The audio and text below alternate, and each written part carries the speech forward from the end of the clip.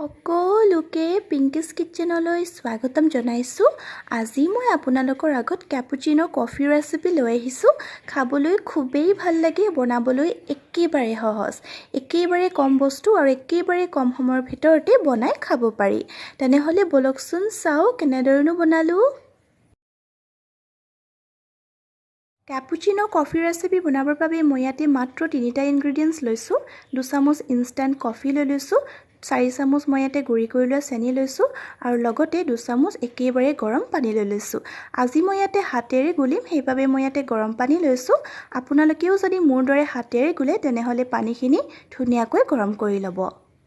তাৰে পাছত মই ইয়াতে এটা বাটি লৈ লৈছো, তাতে মই ভিডিওটো দেখুৱাৰ ধৰণে 2 চামুচ কফি, 4 চামুচ চেনি আৰু লগতে 2 চামুচ গৰম পানী দি দিছো আৰু এইখিনি মই চামুচেৰে ধুনীয়াকৈ গুলি আছো।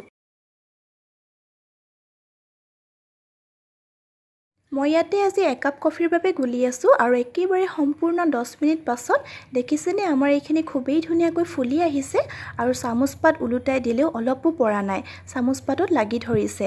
এনে ধৰণে হলে আপোনালোকে গম পাব যে আমাৰ এইখিনি একেবাৰে ৰেডি হৈ গৈছে।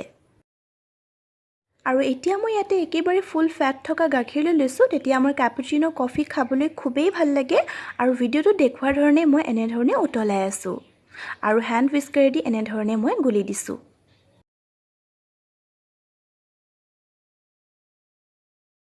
এতিয়া মই ইয়াতে এটা কাপ লৈ লৈছো, প্ৰথমে মই ইয়াতে 2 চামুচ বিট কৰি লোৱা কফি দি দিছো আৰু ওপৰেদি মই গৰমে গৰমে উতলাই লোৱা গাখীৰখিনি দি দিছো আৰু মই এইখিনি ধুনীয়াকৈ গুলি দিছো। আপোনালোকে যদি ক্যাপুচিনো কফি এনে ধৰণে আগতে ঘৰতে বনাই খাই পোৱা নাই তেনেহলে এবাৰ নিশ্চয় ট্ৰাই কৰি চাব। সকলোৱেতো দেখিলেই বনাবলৈ কিমান সহজ আৰু খাবলৈও সঁচাকৈ খুবেই ভাল হৈছিলে।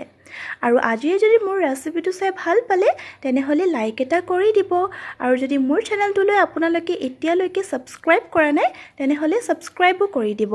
তেনেহলে অন্য এটা ৰেচিপি লৈ আকৌ লগ পাই আছো, তেতিয়ালৈ বাই বাই।